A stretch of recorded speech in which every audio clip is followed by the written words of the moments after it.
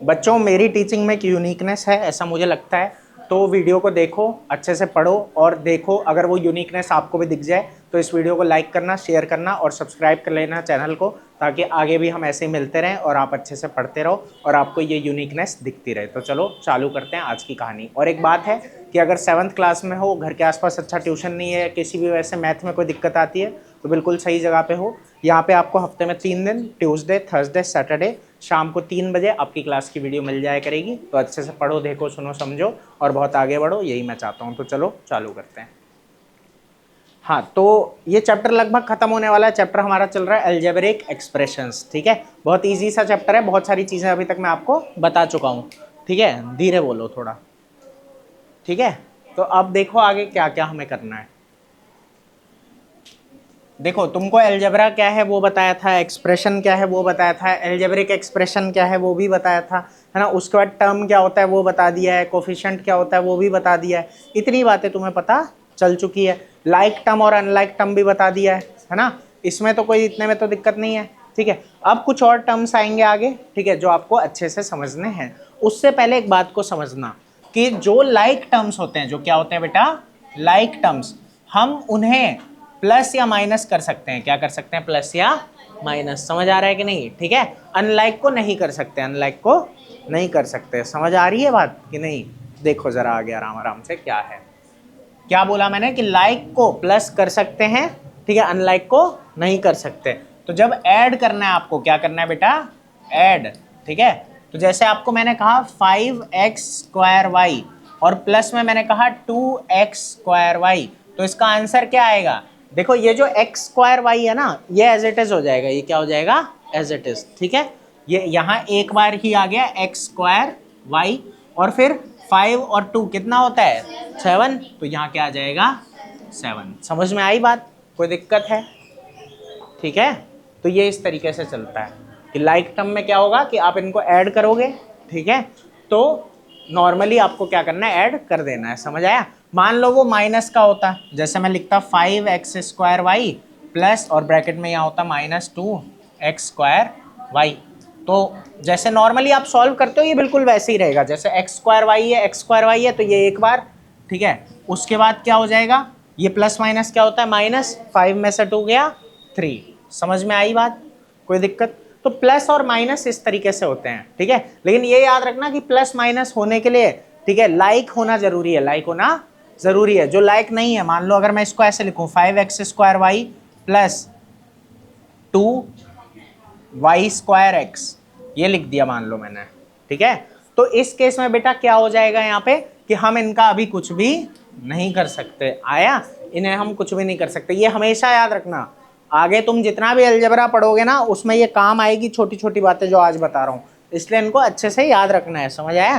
कि जो unlike term है, जो क्या है बेटा? अनलाइक टर्म, ठीक है, वो कभी आपस में प्लस या माइनस नहीं होते। वो कभी आपस में प्लस माइनस नहीं होते। आपस में प्लस माइनस सिर्फ कौन होते हैं? जो लाइक होते हैं। समझ आया कि नहीं? हाँ, मल्टीप्लाई डिवाइड कोई भी हो जाएगा, मल्टीप्लाई डिवाइड कोई भी हो जाएगा। कैसे होगा वो भी अभी दिखा दूंगा। ठीक है, लेकिन प्लस माइनस करने के लिए, ठीक है, कंपलसरी है कि वो क्या होने चाहिए? लाइक। क्या होने चाहिए? लाइक। समझ आया कि नहीं? एक नोट लिख लेना अलग से अपनी कॉपी में, ठीक है, कहीं पे भी, कि प्लस और माइनस करने के लिए टर्म्स का लाइक होना जरूरी है। समझ आया? अब देखो आगे, अगर इसी में सब्ट्रैक्शन हो तो बीच में क्या आ जाएगा? माइनस। तो वो लिख नहीं रहा हूं, वो बात समझ गए होगे। ठीक है, लेकिन मल्टीप्लाई डिवाइड में क्या होगा? मल्टीप्लाई डिवाइड में, हाँ, जरा इसको समझो अब, कि जब आपको मल्टीप्लाई करना है ना, तो इनका लाइक होना जरूरी नहीं है। तो लाइक होना जरूरी, जैसे देखो मैंने लिखा 5x² y प्लस में मैंने लिखा, सॉरी प्लस नहीं, मल्टीप्लाई, मल्टीप्लाई में मैंने लिखा 3xy²। ठीक है, अब यहाँ पे क्या होगा? यहाँ पे होगा ये कि देखो, जो नॉर्मली नंबर है, मतलब कोफिशिएंट है ना, न्यूमेरिकल फैक्टर, उसे आपस में मल्टीप्लाई। 5 3 क्या होता है? 15। ठीक है, कर दिया। आगे ये जो x है, इनमें क्या होता है? देखो याद करो, हमने क्या पढ़ा था कि अगर ये क्या है? मल्टीप्लाई में, है ना, base same power add, base same power add, याद है ना? तो ये मल्टीप्लाई में ही है। और एक मजे की बात ये भी है, जब हम लिखते हैं 3x, इसका क्या मतलब है? इनके बीच में क्या है? मल्टीप्लाई है। समझ आ रहा है कि नहीं? तो सबके बीच में तो मल्टीप्लाई हो गया। अब यहाँ पे क्या है? देखो ये x है ना, तो यहाँ x की पावर क्या है? 2, तो x की पावर 2 है, यहाँ x की पावर क्या है 1, तो ये क्या हो जाएगा +1, मतलब पावर ऐड हो जाएगी, पावर, समझ आया। और यही डिवाइड का केस होगा तो पावर सब्ट्रैक्ट हो जाएगी, समझ में आ रहा है। तो वो चीज़ यहाँ पे चल रही है, ये बातें पहले पढ़ चुके हो अच्छे से। अब ये y की बात करते हैं, ठीक है। तो y में भी यही होगा कि 1 + 2, ठीक है। तो ये हो गया 15x³ y³। समझ आया? कोई ऐसा है जिसे ना आया हो? अरमान अंदर हो जा, ठीक है। सारे वहीं बैठ जाओ, उसी में घुस जाओ सारे, आगे पीछे मत बैठना, थोड़ा एक ही बेंच में बैठे जा रहे हैं वे, 6 हो गए 7 हो गए, बैठे जा रहे हैं, आगे खाली पड़ा है, कोई दिक्कत नहीं है। ये बात समझ में आई इतनी? तो ये 15x³ y³ आ गया, ठीक है।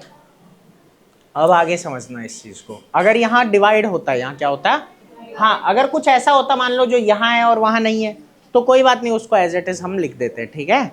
समझ आ रही है ना ये बातें, कोई दिक्कत तो नहीं है, ठीक है। अब आता है डिवाइड, क्या आएगा बेटा, डिवाइड। मान लो डिवाइड है, मैंने तुम्हें दिया 15x², ठीक है, y³ है मान लो, और z की पावर z ही रख देते हैं, छोड़ो। नीचे क्या लेंगे मान लो 5xy, क्या लिया 5xy, ठीक है। तो अब इस केस में क्या होगा, नॉर्मल जो कोफिशिएंट है उससे कोफिशिएंट कट गया, ठीक है, ये हो गया 3, फिर x से क्या हुआ, x कटेगा, समझ आ रहा है कि नहीं।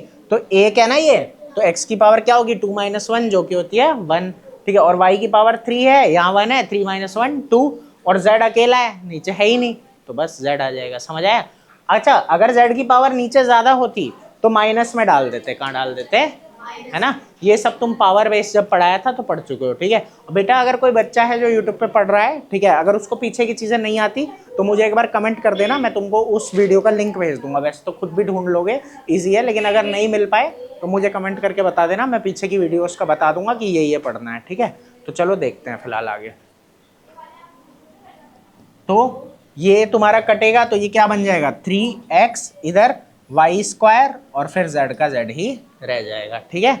अगर मैं नीचे डाल देता z³ तो यहाँ क्या आ जाता है, z की पावर -2 हो जाती, समझ आ रहा है। मतलब वही है कि base same power subtract, multiply में क्या होता है बेस सेम पावर ऐड, ठीक है। और ये याद रखना कि एडिशन और सब्ट्रैक्शन में, ठीक है, टर्म्स का क्या होना जरूरी है, लाइक, समझ आया।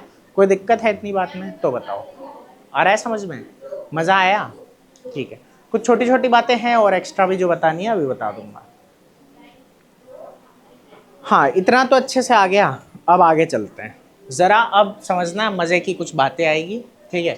सबसे पहले ना समझा देते हैं, चलो पॉलिनोमियल।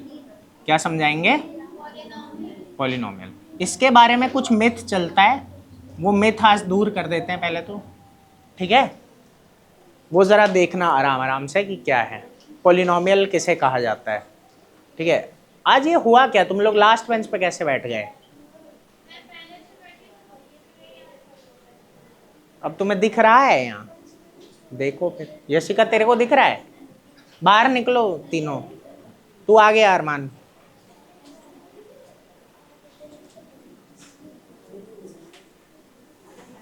अंदर हो जाओ भाई।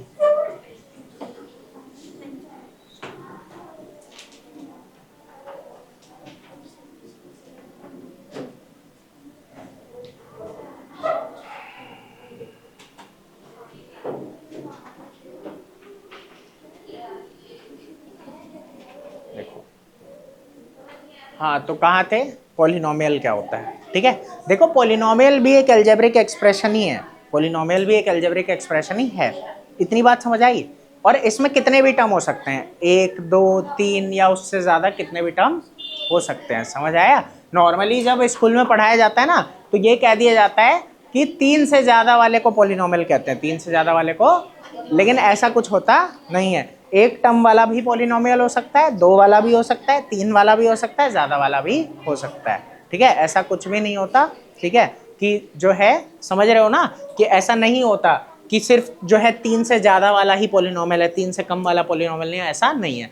पॉलिनोमियल के लिए कंडीशन ये होती है कि जो पावर है, वो होल नंबर होनी चाहिए। वो क्या होनी चाहिए बेटा? समझ आया? बस इससे ज़्यादा कोई कंडीशन नहीं है कि पावर, बस वेरिएबल की पावर क्या होनी चाहिए? Whole number. वेरिएबल की पावर क्या होनी चाहिए? समझ आया? तो हम ये बोलेंगे यहाँ पे कि ऐसा एल्जेब्रिक एक्सप्रेशन, ऐसा एल्जेब्रिक एक्सप्रेशन जिसके हर टर्म में, जिसके हर टर्म में वेरिएबल की पावर, जिसके हर टर्म में वेरिएबल की पावर होल नंबर हो। वेरिएबल की पावर क्या हो बेटा?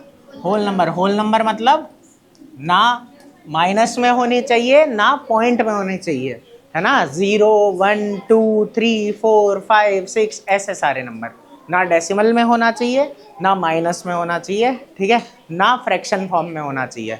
हाँ, फ्रैक्शन में ये है कि काट के अगर इंटीजर आ रहा है तो अलग बात है, लेकिन काट के अगर इंटीजर नहीं आ रहा, ठीक है, तो उस केस में नहीं, मतलब होल नहीं होना चाहिए, वो ऑटोमेटिक बात है। वो समझ आ रहा है कि नहीं? ठीक है, देखो अब एग्जाम्पल देखते हैं। जैसे अगर मैं कहूं कि 3x, क्या बोलूंगा बेटा? यहाँ x की पावर क्या है? 1। जहां नहीं होता कुछ लिखा हुआ वहां पावर क्या होती है? 1। तो मतलब ये पॉलिनोमियल है। अगर इसी में मैं कहता 3x की पावर -1, 3x की पावर, तो क्या ये पॉलिनोमियल होता? नहीं, ये पॉलिनोमियल नहीं है, क्योंकि पावर देखनी है। क्या देखनी है? पावर। समझ आया? ये जो पावर है ये होल होनी चाहिए, तब होता है। टर्म से मतलब नहीं है 1 2 3 6 10 20 50 कितने भी हो, उससे मतलब नहीं है। मतलब है पावर से, मतलब है पावर से। पावर होल नंबर होनी चाहिए, पावर होल नंबर। अच्छा, ये क्या होगा? माइनस का 3x, ये पॉलिनोमियल है कि नहीं? ये शिका, ठीक है? देखो याद रखना, हमें साथ वाले से कोई मतलब नहीं है। ये चाहे माइनस में हो, चाहे पॉइंट में हो, चाहे कुछ भी हो, इससे मतलब नहीं है। मतलब है इसके ऊपर जो है उससे, ठीक है? तो ये हमारा जो है पॉलिनोमियल है। समझ में आया? ठीक है, जैसे आप देखो ये है 3x² प्लस 2x, ये पॉलिनोमियल है, ये पॉलिनोमियल है, क्योंकि यहाँ पे पावर क्या है? x की, होल नंबर। यहाँ भी पावर क्या है? Whole number. समझ आया? ये वाला बताना, 3x² प्लस 2x की पावर -1, ये पॉलिनोमियल है बेटा? देखो इसकी पावर में क्या है? -1। पावर में क्या है? -1 आ गया ना पावर में, इसलिए ये पॉलिनोमियल नहीं होगा। पावर में होल नंबर होना चाहिए। पावर में क्या होना चाहिए? Whole number. होल नंबर मतलब ये 0 1 2 3 बिना पॉइंट वाले, पॉइंट में नहीं आना चाहिए, पॉइंट ना नेगेटिव होना चाहिए, ना क्या होना चाहिए। अब आया समझ में कि नहीं आया? तो पॉलिनोमियल ये होता है, ठीक है? मतलब सॉरी, ऐसा होता है, ठीक है? ये पॉलिनोमियल नहीं है, क्योंकि इसमें पावर में क्या आ गया? माइनस, है ना? और पावर में क्या होना चाहिए? Whole number. क्या होना चाहिए? हर टर्म में, वो भी। तो कभी कोई पूछे कि कोई एक्सप्रेशन पॉलिनोमियल है कि नहीं, तो कैसे चेक होगा? चेक कैसे होगा कि आप देखोगे वेरिएबल की पावर, वेरिएबल की पावर, ठीक है? कि वेरिएबल की पावर में होल नंबर है या नहीं, ठीक है? वो भी हर टर्म में, वो भी हर टर्म में। समझ आया? अगर वेरिएबल की पावर होल नंबर ना हो के कुछ और है, समझ आया, तो उस केस में वो तुम्हारा पॉलिनोमियल नहीं है। आया? टर्म चाहे 1 हो 2 हो 3 हो, कितनी भी हो, उससे मतलब नहीं है। अब आ गया समझ में ये बात? इसमें कोई दिक्कत तो नहीं है बेटा? आया? ठीक है, तो ये था पॉलिनोमियल। अब जरा आगे चलते हैं थोड़ा, ठीक है? अब 3 है, ये भी बता देते हैं, ये इजी है। मोनोमियल, बायनोमियल और ट्राइनोमियल, ठीक है? क्या क्या है बेटा? मोनोमियल, बायनोमियल और ट्राइनोमियल, ठीक है? देखो एक बात याद रखना कि मोनो होता है सिंगल। मोनो क्या होता है? सिंगल, ठीक है? उसके बाद बाय होता है डबल, कोई दिक्कत है इसमें? ठीक है? और ट्राई होता है ट्रिपल या 3 बोल लो, जो मर्जी बोल लो। समझ में आ रहा है कि नहीं? ठीक है, तो मोनो मतलब सिंगल, बाय मतलब डबल और ट्राई मतलब ट्रिपल। इतनी बात आई समझ में? तो देखो जो मोनोमियल होगा उसमें क्या होगा? एक टर्म होगा। आ रही है बात समझ की नहीं? ठीक है, जो बायनोमियल होगा उसमें 2 टर्म होंगे और जो ट्राइनोमियल होगा उसमें 3 टर्म होंगे। लेकिन यहाँ मजे की बात क्या है वो ये है कि वो जो तीनों है ना वो अनलाइक होने चाहिए। वो क्या होने चाहिए? क्योंकि लाइक होंगे तो प्लस होके तो एक ही हो जाएंगे ना, प्लस होके क्या हो जाएंगे? एक ही। तो वो दिखने में तो तुम्हें क्या लगेगा अगर लाइक है कि दो टर्म वाला है, मतलब बाइनोमियल है, लेकिन फिर वो होगा क्या? मोनोमियल होगा। क्या समझ में आ रहा है ना क्या बोल रहा हूँ? कि जो टर्म्स होने चाहिए वो क्या होने चाहिए? अनलाइक होने चाहिए। समझ आ रहा है कि नहीं? जैसे अब आगे देखो, तो पहला क्या है? मोनोमियल। तो इसमें क्या आ जाएगा कि द एल्जेब्रिक एक्सप्रेशन या एन एल्जेब्रिक एक्सप्रेशन, ठीक है, which has only one term, which has only one term, जिसमें सिर्फ कितनी टर्म है बेटा? एक टर्म है। कोई दिक्कत है? अब एक टर्म वाला है तब तो चक्कर ही खत्म हो गया, लाइक अनलाइक की क्या ही बात करोगे। समझ आ रहा है कि नहीं? ठीक है, जैसे देखना, अगर हम बोले एग्जाम्पल लें, जैसे मैंने बोला 4x, ठीक है, दूसरा मैंने बोला 6x प्लस 5x, तो ये भी क्या हो जाएगा? मोनोमियल। ये भी क्या हो जाएगा? क्योंकि ये आपस में जुड़ जाएंगे, ये आपस में जुड़ जाएंगे। समझ आ रहा है कि नहीं? ये क्या बन जाएगा? 11x। समझ में आया? तो अगर दो, ठीक है, हैं भी, लेकिन वो क्या है? अनलाइक नहीं है, वो अनलाइक नहीं है, तो वो जुड़ के एक ही बन जाएगा, तो वो मोनोमियल में ही आएगा, मोनोमियल में ही। समझ में आया? कोई दिक्कत है इस बात में? ठीक है, आगे चलते हैं बाइनोमियल की तरफ। किसकी तरफ चलेंगे? अब बाइनोमियल में क्या होगा कि इसमें दो टर्म होंगे, लेकिन दोनों क्या होने चाहिए? अनलाइक। दोनों क्या होने चाहिए? अगर तीन है और तीन में से दो क्या है? लाइक है, तो उन दोनों को मिला के पहले एक बना लेंगे, तो वो बाइनोमियल की कैटेगरी में आएगा, ट्राइनोमियल में नहीं आएगा। तो वो जो अनलाइक वर्ड है वो यूज होना जरूरी है। समझ में आया कि नहीं? ठीक है, तो वो चीज यहाँ आ जाती है कि एन अलजेब्रिक एक्सप्रेशन, ठीक है, विच हैज, हाँ, ओनली टू अनलाइक टर्म्स, ठीक है, दो अनलाइक टर्म्स इसमें होंगे। ठीक है, जैसे देखो, एक छोटा सा टर्म और है बच गया है, डिग्री। उसको क्या बोलते हैं अभी बताऊंगा। क्या वो कुछ याद आ रहा है डिग्री के बारे में? क्या आ रहा है बताओ?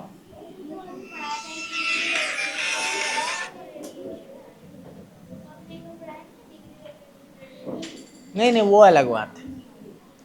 चलो खैर कोई बात नहीं। हाँ, बाइनोमियल देखो, जैसे मैंने बोला 5x स्क्वायर प्लस 2x, ठीक है, ये दोनों क्या है? अनलाइक है। लाइक में क्या होता है कि वेरिएबल भी सेम और उनकी पावर भी। इसमें वेरिएबल तो x है लेकिन पावर सेम नहीं है। समझ में आ रहा है? कोई दिक्कत है इस बात में? तो ये तुम्हारा क्या हो गया? बाइनोमियल हो गया। उसके बाद अगर मैं इसमें बोलूँ कि 5x square plus 2x plus 3x, तो ये क्या है? बाइनोमियल, क्योंकि ये दोनों टर्म मिलके तो एक ही हो जाएगा। आई बात समझ में कि नहीं? ये दोनों मिलके क्या बन जाएंगे? 5x। क्या बन जाएंगे बेटा? 5x। कोई दिक्कत है? समझ में आया? ठीक है, आगे देखो, मतलब ठीक है, अब और एग्जांपल मैं नहीं बता रहा हूँ, समझ गए होगे, देख के समझ जाओगे बुक में जो जो क्वेश्चन तुमसे करवाए जाएंगे। ठीक है, ठीक है। अब इसके बाद ट्राइनोमियल, तो डेफिनेशन बना ही लोगे इसकी, एन अलजेब्रिक एक्सप्रेशन, ठीक है, विच हैज ओनली 3, ठीक है, अनलाइक टर्म्स, जिसमें 3 अनलाइक टर्म होते हैं। ठीक है, 3 अनलाइक टर्म जिसमें है वो क्या है बेटा? ट्राइनोमियल है। ठीक है, समझ में आ रहा है? ठीक है, तो अब जैसे ये है 2x plus 3y plus 4z, समझ आया कि नहीं? ठीक है, या फिर ये ले लेंगे 2x square plus 3x plus 4। आई बात समझ में? तो ये क्या हो गया बेटा? ट्राइनोमियल। और मजे की बात क्या है, ठीक है, जैसे ये है, मान लो मैं लिखता हूँ 2x की पावर -2 प्लस 3x प्लस 4।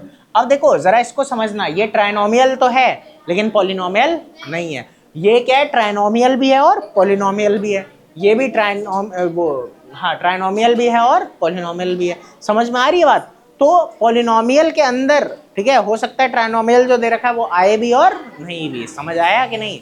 ठीक है, क्योंकि पॉलिनोमियल से हमें नंबर ऑफ टर्म से कोई लेना है ना नहीं है। आया? समझ आई बात? तो ये कोई ऐसा भी हो सकता है जो पॉलिनोमियल भी है और ट्राइनोमियल भी है। समझ आ रहा है कि नहीं? ठीक है, और साथ में, ठीक है, कोई ऐसा हो सकता है जो सिर्फ ट्राइनोमियल है लेकिन पॉलिनोमियल नहीं है। कोई दिक्कत है इतनी बातों में? इतना समझ में आ गया? अब जरा ना समझना कि तुम्हें कुछ बातें दे रखी थी, जैसे तुमने लाइक टर्म्स को प्लस माइनस करना सीख लिया। अब एक्सप्रेशंस अगर तुम्हें दिए जाएं और बोले कि पूरे पूरे एक्सप्रेशन को प्लस माइनस करो, पूरे पूरे एक्सप्रेशन को, तब क्या करोगे जरा वो समझ लो, ठीक है, और फिर चक्कर खत्म हो जाएगा, ठीक है। देखो आराम से, तुम्हें समझ आ रहा है बेटा सब? कोई डाउट हुआ अभी तक? एक डाउट है बोलो, फिर बीच में हाथ उठा लिया करो, कोई बात नहीं। डिवाइड वाला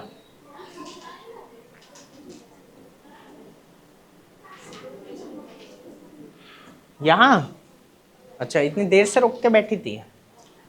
अरे इसमें क्या है, देखो ऊपर क्या है 15x² y की पावर 3 है और यहाँ z है, और नीचे क्या है 5xy है। देखो जिसके ऊपर कुछ नहीं है उस पर क्या है 1, उस पर क्या है। इतनी बात आई समझ में? अब बात यह है ना, देखो पहले तो 5 से 15 को डिवाइड किया, मतलब ठीक है, तो 3 आ गया, क्या आ गया 3। अब क्या होता है, जैसे ये x की पावर 2 है और ये x की पावर 1 है, तो 2 में से 1 गया, कितना होगा 1। जैसे वहां जोड़ा था ना, यहाँ माइनस करते हैं, यहाँ क्या करते हैं, आया समझ में? जैसे यहाँ 3 है, यहाँ 1 है, तो ये क्या आ गया 2। यहाँ z है, नीचे z है ही नहीं, तो 1 ही रह गया। समझ आया कि नहीं? अब आ गया बस। तो मल्टीप्लाई में हम पावर को प्लस करते हैं और डिवाइड में हम इसको माइनस करते हैं पावर को। समझ आया? और इसमें लाइक अनलाइक जरूरी नहीं होता, ठीक है, कुछ भी हो सकता है, लेकिन हाँ एडिशन सब्ट्रैक्शन में याद रखना कभी भी, ठीक है, लाइक वाले होंगे तो ही जुड़ेंगे या फिर घटेंगे। समझ आ रहा है? नहीं तो नहीं तो हाँ, तब आप कुछ कर सकते हो, वो कुछ बाद में बताएंगे। फिलहाल ये देख लो कि टर्म्स को प्लस माइनस करना सीख लिया ना। अब पूरे पूरे एक्सप्रेशन को प्लस माइनस कैसे करते हैं, पूरे पूरे एक्सप्रेशन को प्लस माइनस, ये बात समझो, ठीक है। मान लो आपके पास एक एक्सप्रेशन मैंने ये लिख के दिया, या क्वेश्चन ही लिख देता हूँ एक प्रॉपर। देखो मान लो मैंने बोला add 2x² plus 3x plus 4yz। समझ आ रहा है? एंड ये लिखते हैं 3x² plus 2x plus 3yz। इतनी बात समझ आ रही है? अब हमें इन्हें क्या करना है, ऐड करना है। क्या करना है बेटा? इतनी बात समझ पा रहे हो? देखो इसके हैं दो तरीके। कितने तरीके हैं? दो, ठीक है। एक होता है हॉरिजॉन्टल और एक होगा वर्टिकल, ठीक है। क्या क्या है जरा समझना आराम आराम से। देखो एक में क्या है ना, सीधा सीधा लिख दो। कैसे लिख दो?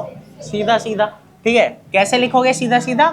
2x² plus 3x plus 4yz। इसके बाद इसके सामने लिख दिया प्लस में 3x² plus 2x plus 3yz। इतनी बात आई समझ में? अब देखो लाइक कौन कौन से, जैसे ये और ये क्या है, लाइक हैं, तो ये आपस में जुड़ जाएंगे, ठीक है। तो 2x² प्लस 3x² क्या बन जाएगा? 5x²। कोई दिक्कत है इस बात में? ये तुम्हें दिख रहा है x और ये भी दिख रहा है x, तो ये आपस में जुड़ जाएंगे, तो ये हो जाएगा 5x। फिर ये सेम और ये सेम, ये लाइक है, तो 4 और 3 7, तो ये हो जाएगा 7yz। समझ में आई बात? कोई दिक्कत है इस बात में तो बताओ, ठीक है। तो जब प्लस करना है तो कुछ नहीं है, बीच में प्लस लगाया और प्लस कर दिया। समझ आया? माइनस करोगे तो एक छोटा सा चेंज आएगा, उसके बारे में अभी बताते हैं। पहले ये देखो, अब अगर ये एक फॉर्मेट होता है, ठीक है, इसमें क्या करना है, ये जो पहले वाला है इसे लिखा, ये लिखोगे 2x² plus 3x plus 4yz। इतनी बात समझ में आई कि नहीं आई? आगे क्या है, उस तरफ चलते हैं। ये है, तो इसको क्या करोगे ना, इसके नीचे लिखोगे। ये दूसरे वाले को क्या करोगे, इसके नीचे। अब सामने नहीं लिख के, और लाइक को लाइक के नीचे, लाइक को, जैसे ये 3x² है तो ये इसके नीचे रहेगा। मान लो आगे पीछे होते ना, तो हम क्या करते कि x² वाले को x² के नीचे ही लिखते। समझ आ रहा है कि नहीं? और ये सब काम आएगा आगे 9-10 तक काम आएगा, इसलिए ये सब छोटी छोटी बातें याद रखनी है, ठीक है।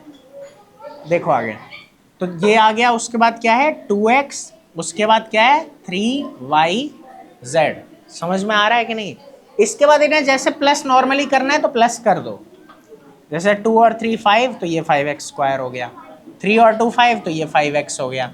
4 और 3 7, तो ये 7yz हो गया। समझ में आया? जब बड़े बड़े होते हैं ना, तो ये करने में थोड़ा फायदा रहता है कि हमें पहले ही पता होता है इसके, ये इसके लायक है, ये उसके लायक है, उसके लायक है। और जिसके लायक कोई नहीं है उसे अलग से लिख देना नीचे।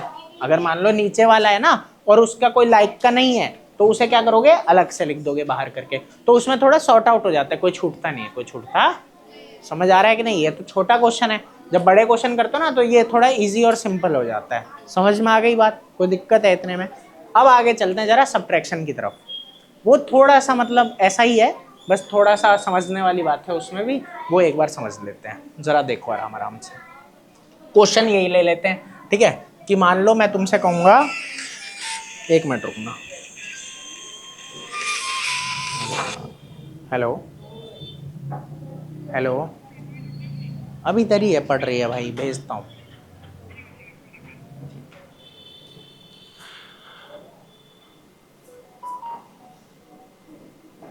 चलो अब एक कॉल हो गया तो एक और कर लेते हैं। नहीं, रुक जाओ। हेलो, नमस्ते। हाँ यहीं पे है, अभी पढ़ रहा है। किसने बोला जाने को? रुक जा भाई।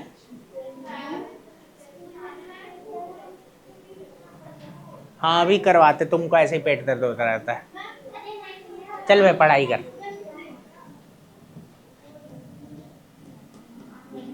देखो सब्ट्रैक्ट है ना, ये क्वेश्चन क्या है, 2x² 3x 4yz है ना। तो मान लो ऐसे बोलूंगा मैं कि subtract 2x² plus 3x plus 4yz 4yz, ठीक है।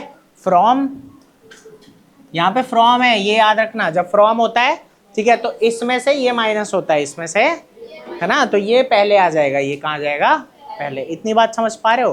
हाँ तो ये याद रखना, ठीक है। उसके बाद क्या है, ये 3x² 2x plus 3x 3yz, ठीक है। इतनी बात आई समझ में?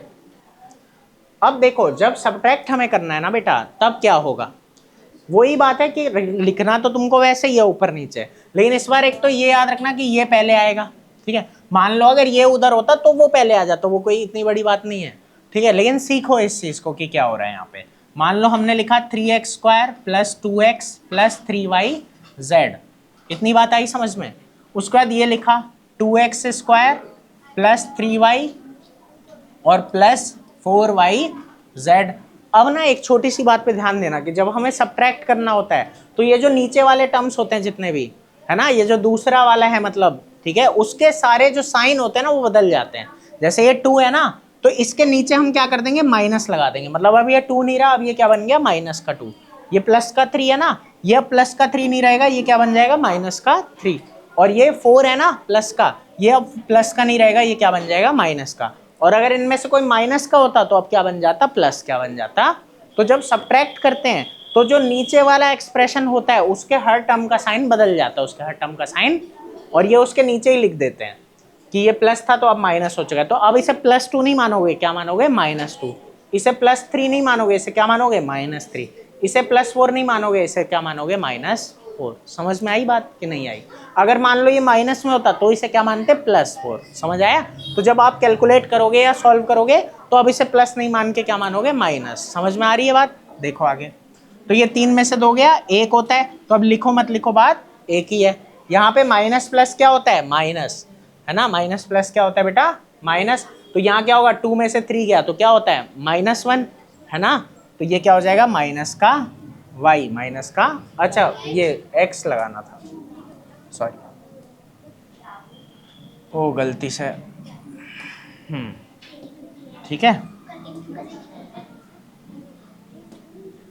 तो इधर क्या आ जाएगा बेटा, माइनस का x, और इधर प्लस माइनस माइनस, तो ये माइनस का yz।